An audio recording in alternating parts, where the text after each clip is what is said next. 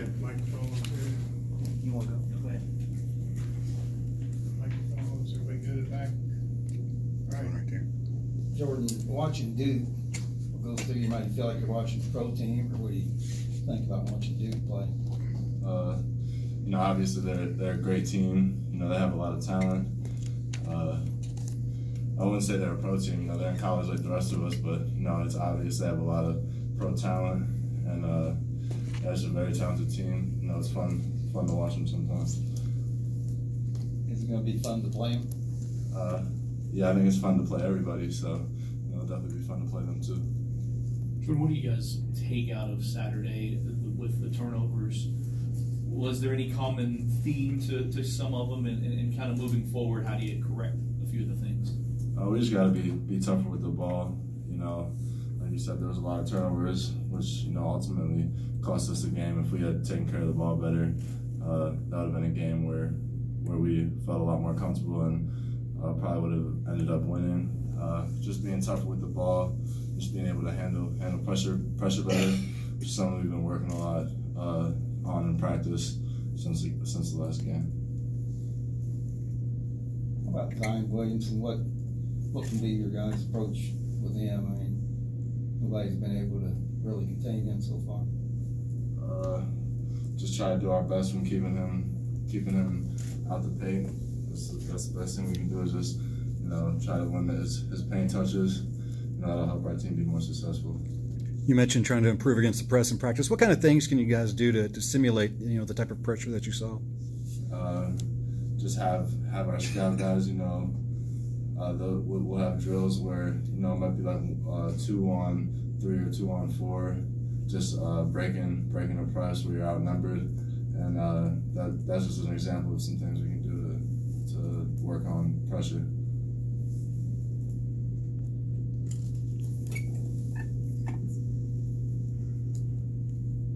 I mean, obviously it's going to be hard for anyone on the scout team to simulate being Zion Williamson, being that size and being that athletic. So is it just coming down to really studying him on film and getting his habits down, or how do you prepare specifically for him? I think everybody, if you play basketball, play in college, everybody knows Zion. Everybody knows what he does.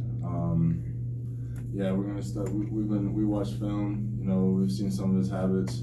You know, it's really just, you know, playing our defense, really packing it in, and hopefully just keeping not only him out the lane, but, you know, RJ and some of those other guys out the lane. Until Saturday, they hadn't been a very good three-point shooting team. Now you've got that to worry about. You said pack in the defense on Williamson, but then that leaves some of their shooters open, right? Yeah, that'll leave some of the shooters open, but, you know, I don't even know what to say about that. You know, if they hit a few, you know, it happens. We're still going to contest those shots, but the main goal is just keeping them out of the lane. Jordan, how do you, as a team, Coach talked a little bit about it last week, about the focus. This is a tough stretch. You've got to put Saturday behind you and move on so quick. How do you, as a team, kind of erase that memory or have amnesia, as you said it? Just like since the beginning of the year, just, you know, once we're done with the game, just move on and just focus on the next opponent.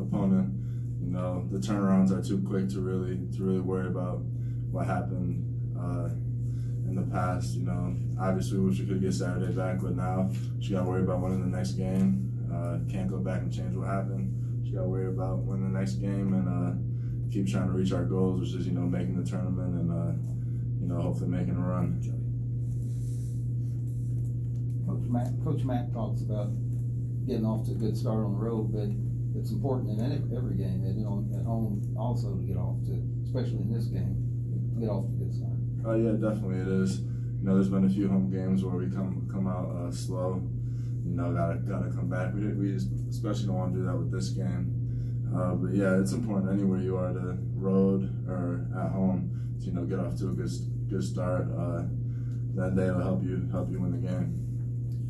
You've had games where you light it up. You've had games where the shots stop dropping. Can you tell early on what kind of game it's going to be? And once you do figure it out, do you change your approach in any way?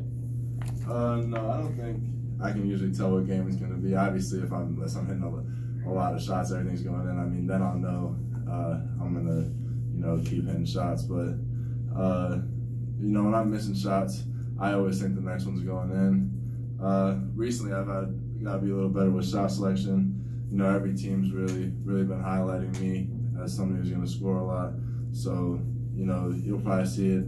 The way teams are guarding me is a lot different than a lot of other players. So it's been a little tougher for me, but it's something that I actually sat down with Coach Mack yesterday for a while. And, we talked about some things that could help, free me up for some more open looks. Because, I'm going to need to score to help the team win, especially in, big games.